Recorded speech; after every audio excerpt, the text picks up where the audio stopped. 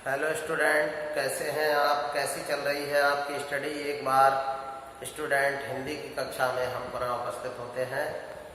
सभी स्टूडेंट बहुत ध्यानपूर्वक इस वीडियो को देखें और वीडियो को देखने के बाद स्टूडेंट साइड में सब्सक्राइब के बटन को दबाएं और बेल आइकन को भी दबाएं। स्टूडेंट ज़्यादा से ज़्यादा लोगों के पास वीडियो शेयर करें और वीडियो को सब्सक्राइब करें। इससे हमें वीडियो बनाने के लिए एक मोटिवेशन मिलता है। और स्टूडेंट, आज हमारे क्लास की ये दूसरी वीडियो है और इस वीडियो के माध्यम से हम आपको हिंदी व्याकरण का अध्ययन कराएंगे, क्योंकि व्याकरण का अध्ययन जो है वो बड़ा ही महत्वपूर्ण है। भाषा की दृष्टि से व्याकरण का अध्ययन बहुत ही महत्वपूर्ण है। तो सबसे पहले हम देखते हैं कि इस चैप्टर से एग्जाम में हमारे लिए कितने मार्क्स का पोर्शन मिलेगा। इस चैप्टर से हमारे लिए एग्जाम में मैंने यहाँ लिख दिया है 2 अंक, अर्थात इस पोर्शन से हमारे लिए 2 मार्क्स मिलेंगे। क्योंकि अच्छे अंक लाने के लिए हमें पता होना चाहिए कि किस चैप्टर से कितने अंक हमें मिलने वाले हैं, कितने अंकों के प्रश्न इस चैप्टर से बनेंगे और हमें उसी के हिसाब से अपने आप को तैयार करना है। तो वीडियो देखते हैं एक बार स्टूडेंट। और पाठ है हमारा शब्द निर्माण। तो हिंदी में शब्द निर्माण एक चैप्टर है। उस चैप्टर के अंतर्गत हमारा शीर्षक है उपसर्ग, अर्थात हिंदी में हम उपसर्गों के माध्यम से शब्दों का निर्माण करते हैं। तो किस तरीके से शब्दों का निर्माण होगा ये हम आपको इस वीडियो में बताएंगे कि उपसर्ग होते क्या है। तो उपसर्ग सबसे पहले एक शब्दांश होते हैं। उपसर्ग क्या होते हैं? एक शब्दांश होते हैं, अर्थात शब्दों के टुकड़े होते हैं। और इन टुकड़ों का कहीं पर भी कोई प्रयोग नहीं होता, इसलिए इनकी सहायता से हम नए शब्दों का निर्माण करते हैं। इसीलिए चैप्टर का नाम है शब्द निर्माण। टुकड़ों को किसी शब्द के साथ जोड़ करके नए शब्द का निर्माण करना ही शब्द निर्माण कहलाता है। तो उपसर्ग हमारे शब्दांश होते हैं, शब्दों के अंश होते हैं, शब्दों के टुकड़े होते हैं और इन टुकड़ों की सहायता से हम नए शब्दों का निर्माण करते हैं, नए शब्दों को निर्मित करते हैं। तो इस वीडियो में स्टूडेंट हम ये देखेंगे कि इन उपसर्गों की सहायता से नए शब्दों का निर्माण किस तरीके से होता है। तो आइए एक बार उपसर्गों की सहायता से शब्दों के निर्माण का अध्ययन करें। तो सबसे पहले स्टूडेंट हम समझ लेंगे कि उपसर्ग की डेफिनेशन क्या होती है, उपसर्ग की परिभाषा क्या होती है।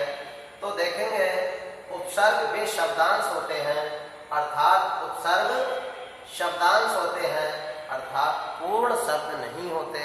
ये हम पहले भी बता चुके हैं। शब्द के टुकड़े होते हैं। ये शब्दों के क्या होते हैं? टुकड़े होते हैं, शब्दांश होते हैं, शब्दों का एक भाग होते हैं जो किसी शब्द से पूर्व लगकर, ये बहुत ध्यान रखने की बात है स्टूडेंट, कि किसी शब्द से पूर्व लगकर, अर्थात हमेशा किसी शब्द के पहले जोड़े जाने वाले शब्दांश उपसर्ग कहलाते हैं। तो डेफिनेशन के माध्यम से हम समझ सकते हैं कि उपसर्ग वे शब्दांश होते हैं जो किसी शब्द से पूर्व लगकर उस शब्द का अर्थ बदल देते हैं या उसमें नई विशेषता उत्पन्न कर देते हैं। जैसे कु हमारा क्या है? एक उपसर्ग है। और पुत्र हमारा क्या है? एक शब्द है। और मूल शब्द के पहले हम उपसर्ग को जोड़ देंगे तो हमारा नया शब्द बन जाएगा कुपुत्र। अर्थात पुत्र तो सबके ही होते हैं, लेकिन कुपुत्र बहुत कम लोगों के होते हैं और सुपुत्र भी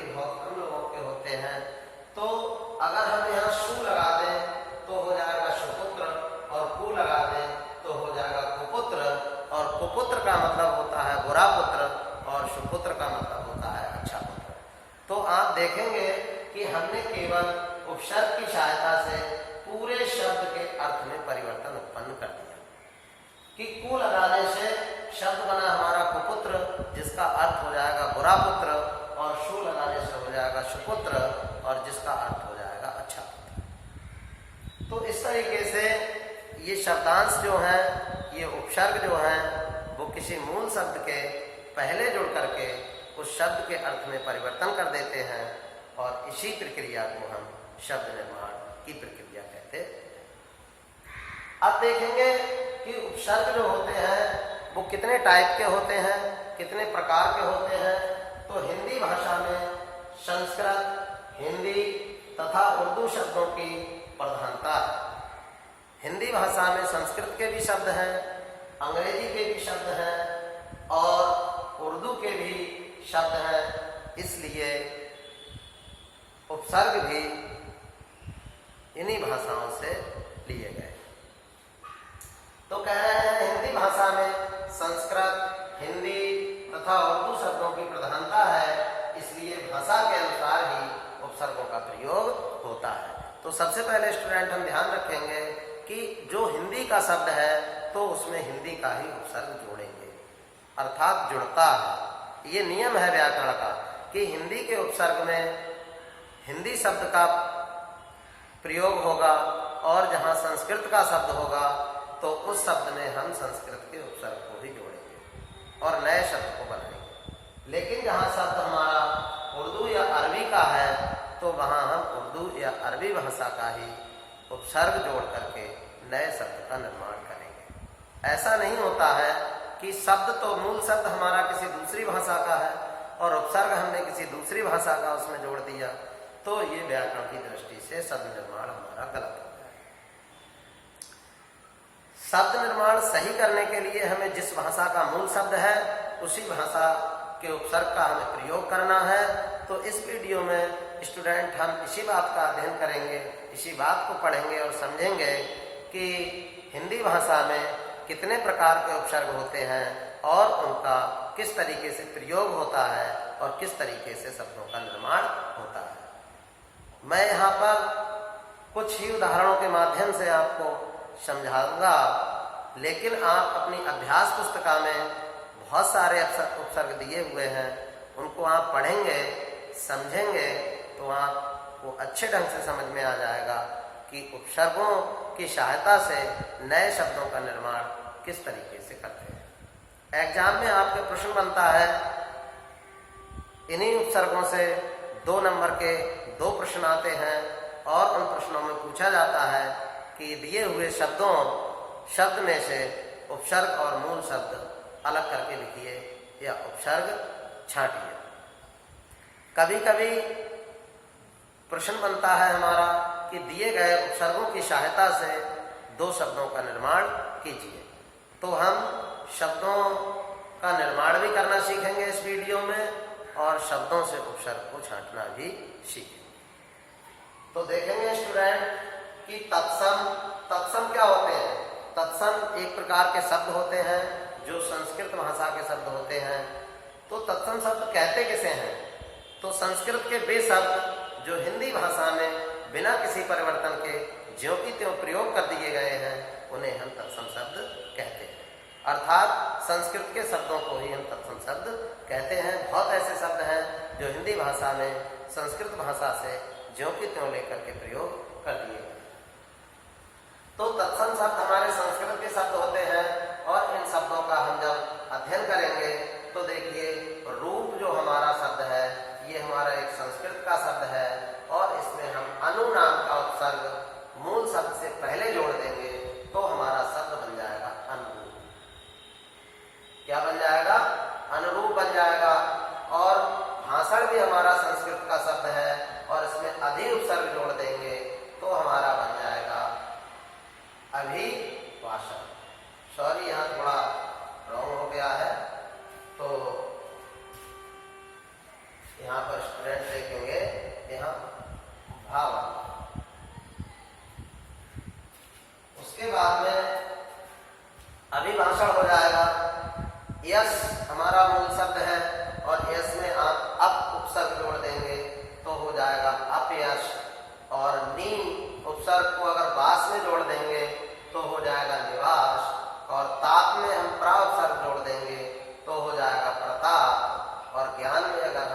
उपसर्ग जोड़ देंगे तो हो जाएगा विज्ञान। तो इन उदाहरणों के माध्यम से, इन मूल शब्दों के माध्यम से, इन उपसर्गों के माध्यम से हमने स्टूडेंट समझा कि शब्दों का निर्माण किस तरीके से हो रहा है, और इसका आप अभ्यास करेंगे तो आप भी इनको आसानी से कर सकते हैं। दूसरे टाइप के हमारे उपसर्ग हैं, दूसरे प्रकार के उपसर्ग हैं हमारे हिंदी के उपसर्ग। तो हिंदी के उपसर्ग देखिए, इनमें हमने मूल शब्द लिखा है काल, यहाँ लिखा है मरा, यहाँ लिखा है मोल। तो इनमें अगर हम हिंदी के उपसर्ग जोड़ देंगे तो काल में अगर आ उपसर्ग जोड़ देंगे तो शब्द बन जाएगा अकाल, और मरा में हम अध उपसर्ग जोड़ देंगे तो बन जाएगा अधमरा, और मोल में अगर अन उपसर्ग जोड़ देंगे तो बन जाएगा हमारा अनुमोल। तो स्टूडेंट देखिए कितनी आसानी से शब्द बन रहे हैं। ऐसे ही आपको शब्द बनाने के लिए परीक्षा में आएंगे, या फिर मूल शब्द दिया होगा और मूल शब्द के साथ आपको उपसर्ग दिया होगा और आपको जोड़ करके नए शब्द का निर्माण करना, या आपको कुछ शब्द दिए होंगे जैसे निवास, प्रताप, इनसे पूछा जाएगा कि निवास का मूल शब्द और उपसर्ग को अलग करके लिखिएगा। तो आप लिख देंगे नी हमारा उपसर्ग है और वास हमारा मूल शब्द है, इसलिए नया शब्द हमारा बना निवास। अब हम देखेंगे हिंदी के कुछ और उपसर्ग यहाँ दिए हैं, ऊ है, दू है, भर है, और मूल शब्दों में इनको हम जोड़ेंगे और नए शब्दों का निर्माण करेंगे। तो कु उपसर्ग को हम पुत्र में जोड़ देंगे तो कुपुत्र बन जाएगा, और दू को अगर बला में जोड़ देंगे तो दुबला बन जाएगा, और भर को हम पेट में जोड़ देंगे तो भर पेट शब्द का निर्माण हो जाएगा।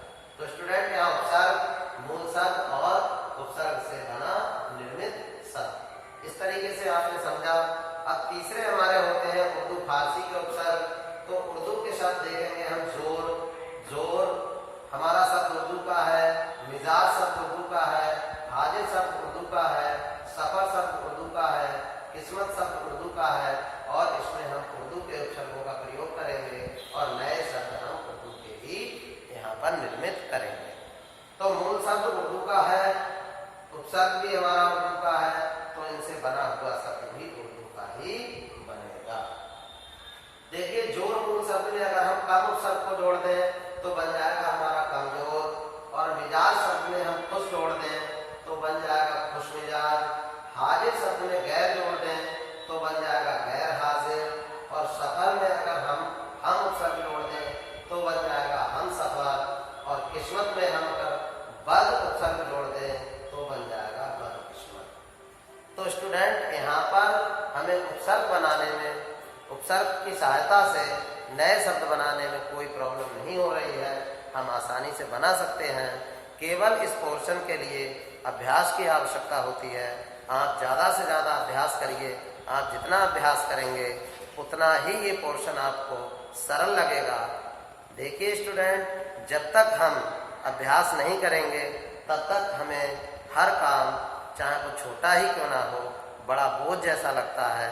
इसलिए हमें अध्ययन करना है और परीक्षा में अच्छे अंक प्राप्त करना है।